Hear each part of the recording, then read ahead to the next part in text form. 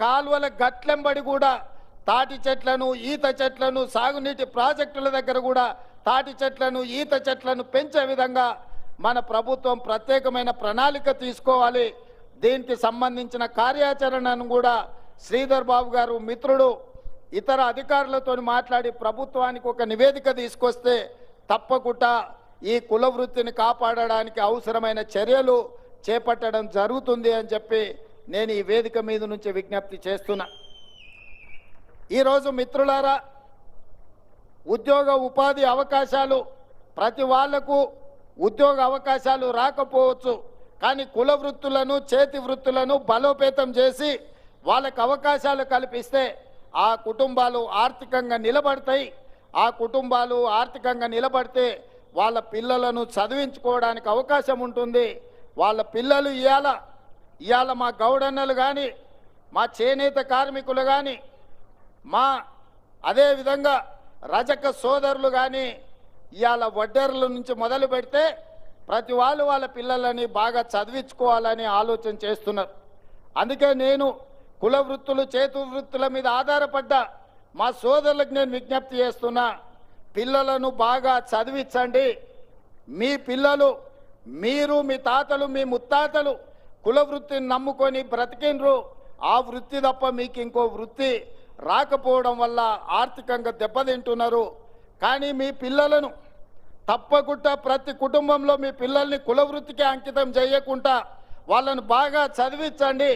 వాళ్ళు డాక్టర్లు, లాయర్లు, ఇంజనీర్లు, ఐఏఎస్లు, ఐపీఎస్లు కావాలి. ఈ తెలంగాణ రాష్ట్ర పునర్నిర్మాణంలో భాగస్వాములై శాసనాలు చేయాలి, శాసనసభ్యులు కావాలి, చట్టాలను చేసే స్థాయికి వాళ్ళు ఎదగాలి. అప్పుడే పాలితులుగా ఉన్న బలహీన వర్గాలు పాలకులుగా మారుతారు. పాలకులు కావాలంటే చదివే ఏకైక మార్గము. మీ పిల్లల్ని బాగా చదివించండి. రంగారెడ్డి జిల్లాలో ఒకప్పుడు భూములకు విలువ లేకుండే. మా గౌడన్నల దగ్గర భూములున్నా వాటి విలువ చాలా తక్కువ ఉండే. కానీ ఐటీ కంపెనీలు, ఫార్మా కంపెనీలు వచ్చి ఔటర్ రింగ్ రోడ్ వచ్చిన తర్వాత కాంగ్రెస్ పార్టీ వీటన్నిటిని అభివృద్ధి చేసిన తర్వాత ఇవాళ మీ భూముల విలువ పెరిగింది.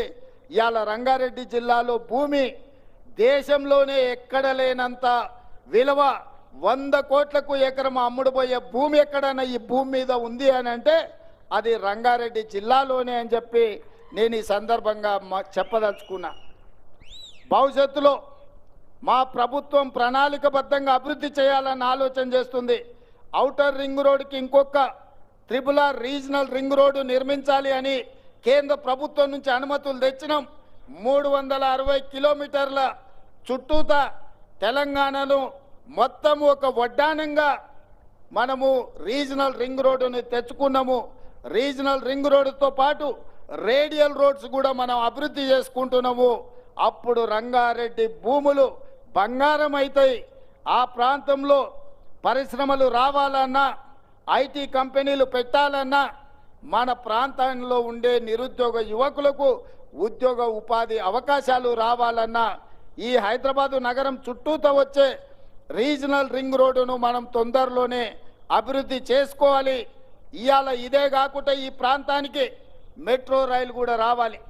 అందుకే నూతనంగా మెట్రో రైలు ప్రతిపాదనలు ఉప్పల్ నుంచి ఎల్బీ నగర్ నుంచి హయత్ నగర్ వరకు ఇవాళ మెట్రో రైలు వేయడానికి మన ప్రభుత్వం నిర్ణయం తీసుకున్న తొందరలోనే మన హయత్ నగర్కు మెట్రో రాబోతున్నది. ఎల్బీ నగర్ నుంచి ఓవైసీ హాస్పిటల్ నుంచి చాంద్రాయణగుట్ట నుంచి P3 రోడ్, అక్కడి నుంచి అంతర్జాతీయ ఎయిర్పోర్ట్ వరకు ఇవాళ మనం మెట్రోని ఏర్పాటు చేసుకోబోతున్నాం. రేపు ఎవరైనా హయత్ నగర్లో మెట్రో ఎక్కిండ్రంటే అంతర్జాతీయ ఎయిర్పోర్ట్ వరకు అంతరాయం లేకుండా ఎల్బీ నగర్ నుంచి ఓవైసీ హాస్పిటల్, అక్కడి నుంచి చాంద్రాయణగుట్ట, అక్కడి నుంచి ఎయిర్పోర్ట్కు పోయేటట్టు ఇవాళ మనం మెట్రో రైలు వేసుకుంటున్నాం. దీనికి సంబంధించి అన్ని ప్రణాళికలు సిద్ధమైనవి. 6 నెలలు మన ప్రభుత్వం వచ్చి అవి పూర్తి చేసుకుంటే 3 నెలలు పార్లమెంట్ ఎన్నికల కోడులోనే మన కాలం గడిచిపోయింది. నిన్న మొన్ననే ఎన్నికలు ముగిసినాయి. ఇప్పుడే పరిపాలన మీద దృష్టి పెట్టినాం. ప్రణాళికబద్ధంగా అభివృద్ధి చేసుకోవాలి.